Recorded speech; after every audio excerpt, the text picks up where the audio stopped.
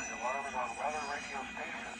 WXM 52, WWT 44, WNG 579, KJY 81, WW 23, WXM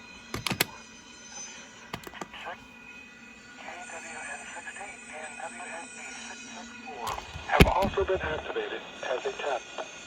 During potentially hazardous weather situations, broadcasters and officials participating in the emergency alert system and those with specially built weather radio receivers are automatically notified of the hazard by the preceding digital code and warning alarm.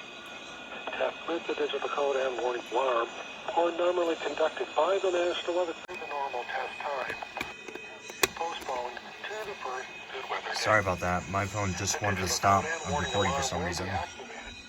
For selected watches and warnings affecting South Central and Southeast Colorado.